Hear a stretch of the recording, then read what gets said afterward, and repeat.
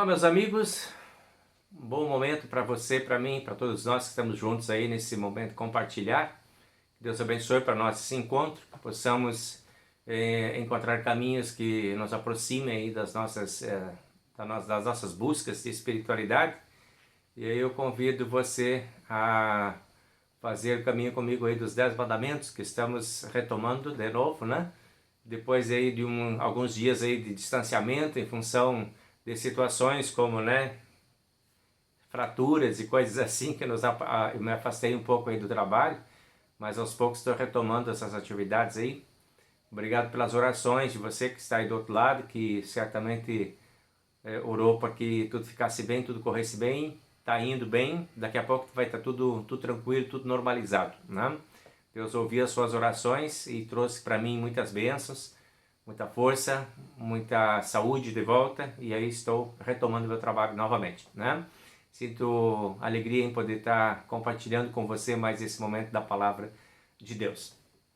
Seguindo hoje nos 10 mandamentos, nós vamos para o quarto mandamento, né, que fala o início, né, da segunda tábua dos 10 mandamentos, onde a abordagem é o nosso relacionamento horizontal, né? Como é que nós estamos entre nós, como é que nós começamos agora esse caminho do nosso relacionamento horizontal, nosso relacionamento com o próximo. Até aqui, primeiro, segundo e terceiro mandamento, nós tivemos aí as bases do nosso relacionamento vertical, né? Como é que nós estamos com Deus. E agora vamos em busca do nosso próximo.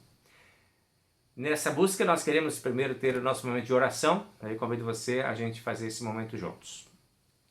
Querido Deus e amado Pai do céu, muito obrigado pela oportunidade que temos de te conhecer e de ter um bom relacionamento contigo, orientado pela tua lei, orientado pelo teu evangelho. Acolhidos também no teu evangelho, voltamos à tua busca para conhecer aquilo que tu ensinas através da lei para cada um de nós. Pedimos que abençoes a nossa reflexão sobre o quarto mandamento e as nossas relações familiares. Em nome de Cristo, nosso Salvador, pedimos e agradecemos. Amém. Muito bem, pessoas. Então, aí no Catecismo Menor do Dr. Martinho Lutero, que é o nosso, né, nossa base de estudo e reflexão, nós vamos aí para a segunda tábua, na pergunta número 41, que nós temos, em que ele pergunta: qual é o resumo da segunda tábua? E a resposta são dois versículos bíblicos, o versículo de Mateus capítulo 23 e de Mateus capítulo 7. Capítulo 22 de Mateus, tá? Primeiro. 22:39 diz: amarás o teu próximo como a ti mesmo. E no versículo 12 do capítulo 7 diz: tudo quanto quereis que os homens vos façam, assim também fazei-o vós a eles, porque esta é a lei e os profetas. Então, amarás o teu próximo como a ti mesmo, é o resumo aí que nós temos da segunda tábua, né? O relacionamento então com o nosso semelhante. E a pergunta seguinte, no número 42, pergunta 42, ele diz: quem é o meu próximo? Ele diz: o nosso próximo é todo aquele que necessita do nosso amor. Diferente daquele pensamento, né, que próximo é aquele que está perto, o contexto bíblico, o conceito bíblico, né, a ideia do que Deus oferece para nós aí na palavra, é daquele que precisa de nós, daquele que está ao nosso lado também, mas daquele que necessita do nosso amor. Isso é um bom padrão para a gente reconhecer quem são as pessoas que Deus colocou como próximo de nós para ser olhado, né? O autor aqui desses comentários, que é o Dr. Schwamm, ele fala lá ele cita Gálatas capítulo 6, dizendo assim: enquanto tiverdes oportunidade, façamos o bem a todos, mas principalmente aos da família da fé. E cita também Mateus 5:44, amai os vossos inimigos e orai pelos que vos perseguem, para que vos torneis filhos do vosso Pai Celeste, porque ele faz nascer o seu sol sobre maus e bons, e vir chuvas sobre justos e injustos. Ou seja, o próprio Deus não seleciona, o próprio Deus não discrimina, ele não afasta, ele considera seus filhos, né, aqueles que necessitam do seu cuidado, do seu amor. Para nós esse deveria ser o critério. Quem é o nosso próximo? Aquele que necessita do nosso amor. Sejam declarados amigos ou inimigos. Nós não temos inimigos, nós temos próximo, né? Aquelas pessoas que precisam de nós. Então, seguindo por aí, nós vamos encontrar a história bíblica do bom samaritano, por exemplo, no capítulo 10 de Lucas, onde ali fica muito claro, né? A pergunta inicial foi o que eu devo fazer para ir para o céu. E a resposta final foi, vai e faz a mesma coisa. No meio dessa história, Jesus conta a história do bom samaritano. Ou seja, uma pessoa que estava com necessidades especiais, que estava na beira do caminho, que foi encontrado por um, por outro e por outro. 3 passaram por ali. 2 extremamente religiosos e outro um estrangeiro, simplesmente citado como estrangeiro, que não tinha, assim, digamos, obrigação moral ou ética nenhuma de ajudar, mas que tinha bondade no coração. E este foi o motivo, o que levou ele a parar, abrir sua mala, repartir seus curativos, seus alimentos, socorrer, carregar, levar até um lugar seguro e pagar a conta, porque era o que estava precisando naquele momento, independente de ser ou não da mesma raça, de ser ou não do mesmo credo, da mesma religião, da mesma cor, enfim, né? A ideia é que estava precisando de mim, parei e ajudei. Essa foi a ideia. E aí Jesus diz, então, vai lá e faça a mesma coisa. Para ir para o céu é isso, é amar a Deus acima de tudo e amar o próximo como a si mesmo. Quer saber quem é o teu próximo? Olha para isso, né? Bueno, agora nós entramos direto no 4º mandamento específico, que diz na pergunta 43. A pergunta é, que diz o 4º mandamento? E a resposta, honrarás o teu pai e a tua mãe para que vás bem e vivas muito tempo sobre a terra. E a pergunta imediata, o que significa isso? Devemos temer e amar a Deus e, portanto, não desprezar nem irritar nossos pais e superiores, mas devemos honrá-los, servi-los, obedecer-lhes, amá-los e querer-lhes bem. Ponto. É isso. As respostas são estas aí para essas perguntas. Então, agora vem o desdobramento, né, desse mandamento com a primeira questão, quem são, afinal, então, nossos pais e superiores? Já que são citados como o primeiro próximo, ou o próximo imediato, né? Quando nós baixamos os olhos de Deus e olhamos para o nosso lado, a primeira relação que nós vamos encontrar é a relação do nosso pai e da nossa mãe.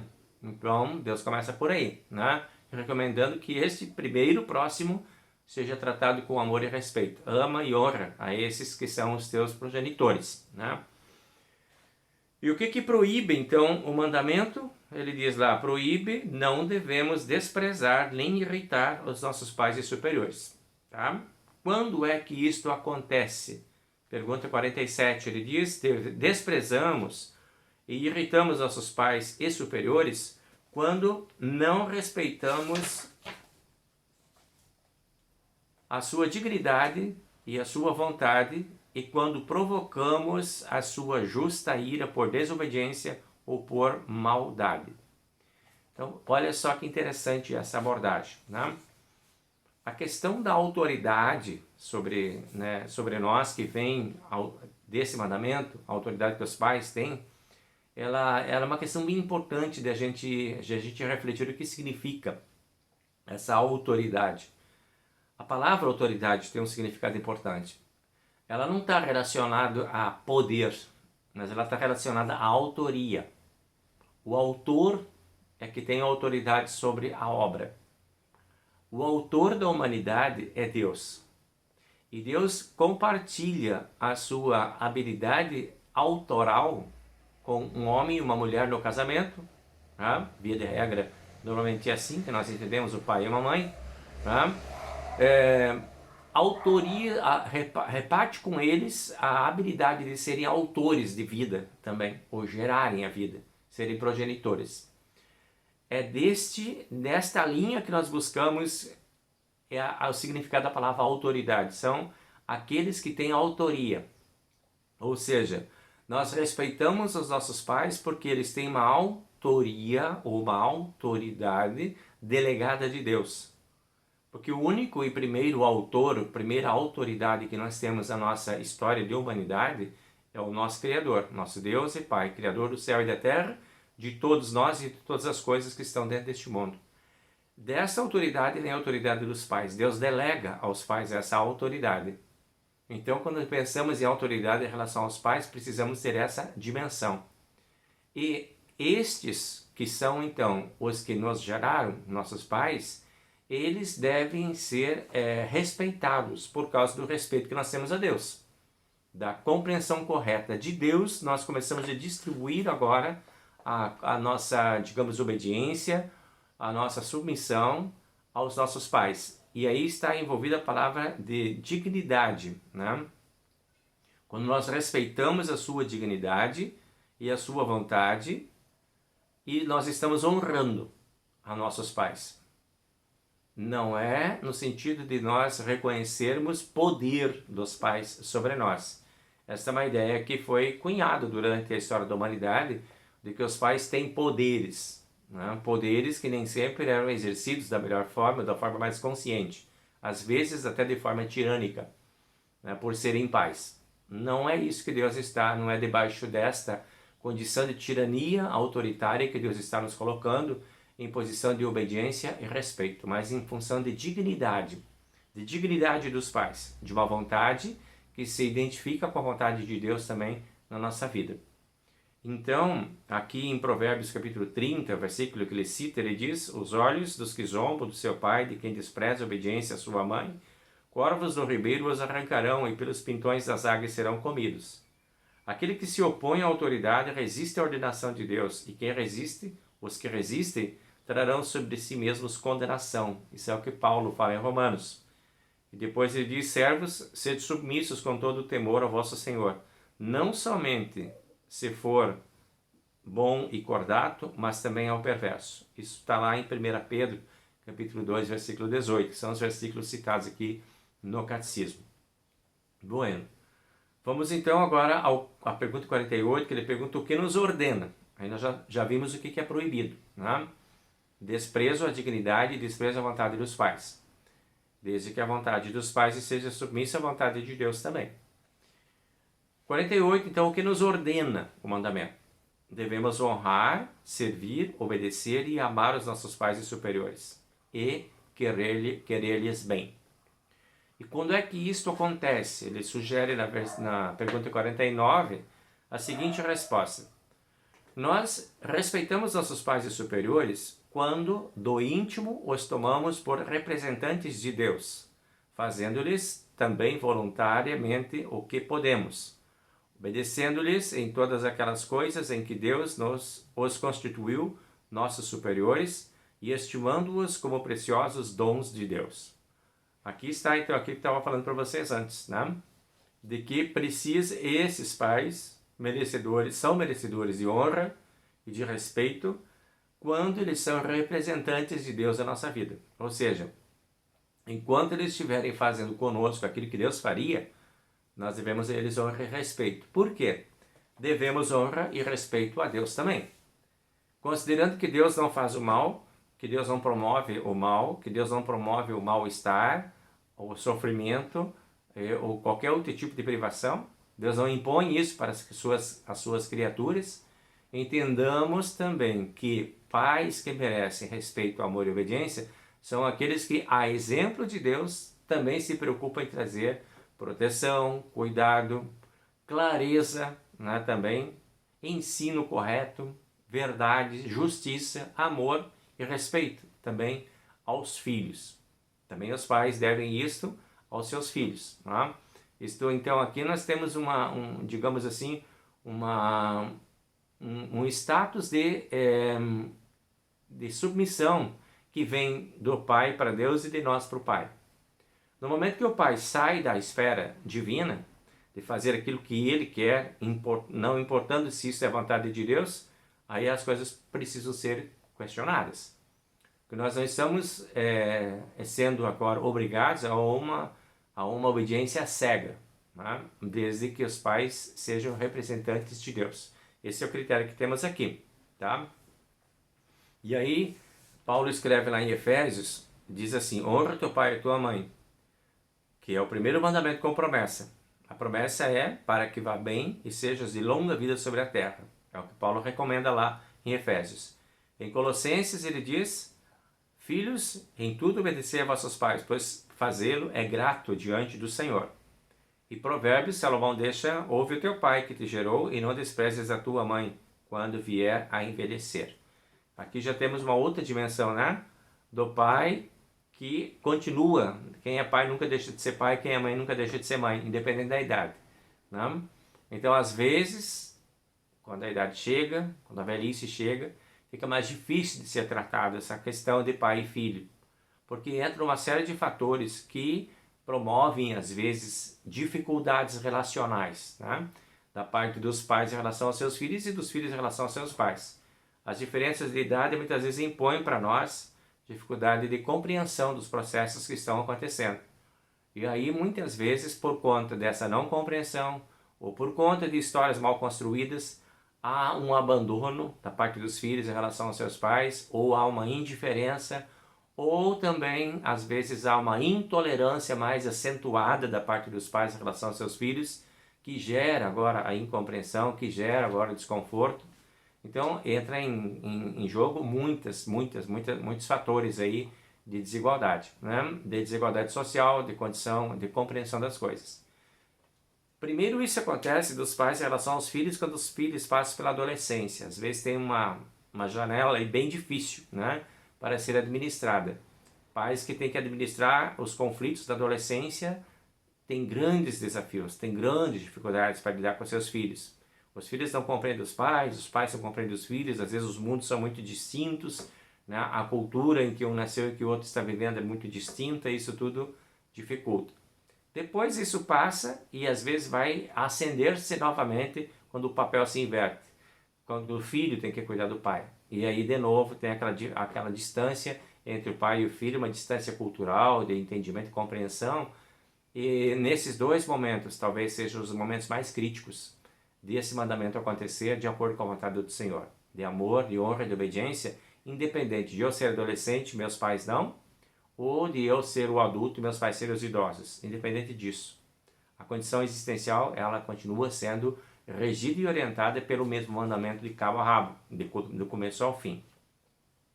Então, versículo dessa pergunta, 49, do quarto mandamento, o Timóteo, lá em Timóteo é escrito para Timóteo, né? Paulo escreve lá, recompensar os seus progenitores, isto é aceitável diante de Deus. Né? Essa é a ideia de cuidado com os que já estão mais adultos, que estão mais velhos, até idosos. É da vontade de Deus, é aceitável a Deus. Né? Em Romanos, Paulo escreve, todo homem seja sujeito às autoridades superiores, porque não há autoridade que não proceda de Deus, e as autoridades existem foram por ele instituídas. Tá? Então aqui há uma outra abordagem que amplia um pouco o quarto mandamento, que é a questão das autoridades. Tá? Aí nós temos vários tipos de autoridades que aparecem na nossa vida. Tá? Que os pais vão delegando para essas pessoas a sua autoria. O pai não consegue cuidar da educação do seu filho, ele delega lá para um professor. Esse professor passa a ser um delegado do pai, tem autoridade que vem do pai e que veio de Deus. Esse professor precisa ser respeitado por causa do quarto mandamento. O pai não consegue cuidar da saúde do filho, delega para um médico. Esse médico precisa ser respeitado também, amado e honrado, porque ele tem uma autoridade que veio dos nossos pais. O pai não consegue cuidar da vida espiritual dos seus filhos, ele vai ir lá e delega a sua responsabilidade de cuidado espiritual aos pastores. Esses agora também estão nessa linha agora de autoridade concedida, né, de delegados dos pais. E assim por diante. O pai não consegue cuidar da vida social e política dos seus filhos, ele vai lá e elege um vereador, um deputado, um senador, um presidente, um governador, para que cuide desse lado que atende às necessidades da sua vida familiar, da sua família, dos seus filhos também. Ele delega. Esses também têm autoridade delegada. Então é uma sequência de autoridades que vem agora na nossa vida, que precisam ser respeitadas por causa deste quarto mandamento. Esse é o raciocínio que a gente tem do ponto de vista aí do cristianismo também, né? Que tem, Paulo vai trabalhar toda essa questão de autoridade aí, de que nós devemos respeito também a essas autoridades, desde que cada uma dessas autoridades, desses delegados, estejam dentro do plano de Deus e façam aquilo que Deus faria com a gente também, ou por nós.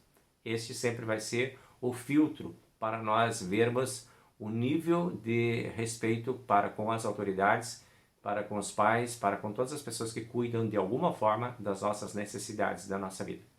Então, estamos aí com o quarto mandamento concluído. Tem algumas histórias bíblicas que você pode conferir lá, por exemplo, em Gênesis 46 e 47. Você vai encontrar a história de José, você vai ver uma história linda lá, de um relacionamento do José com seus pais, né? E a questão de autoridade. Nós vamos ver em João, capítulo 19, versículo 26 e 27, o relacionamento de Jesus com a sua mãe, né? Em 1 Reis, capítulo 2, versículo 19, Salomão, né? Lucas 2:51, Jesus novamente com seus pais, e por aí nós temos então essa sequência de histórias que você pode conferir depois aí em casa com a sua família, tá bem? Gente, muito obrigado pela sua atenção, pelo momento que tivemos agora. Deus abençoe e proteja cada um de nós. O Senhor nos abençoe e nos guarde. O Senhor faça resplandecer o seu rosto sobre nós e tenha misericórdia de nós. O Senhor sobre nós levante o seu rosto e nos dê a paz. Amém. Um bom tempo para você, uma boa semana. Deus abençoe e até a próxima quarta. Estaremos juntos novamente. Abraço. Tchau, tchau.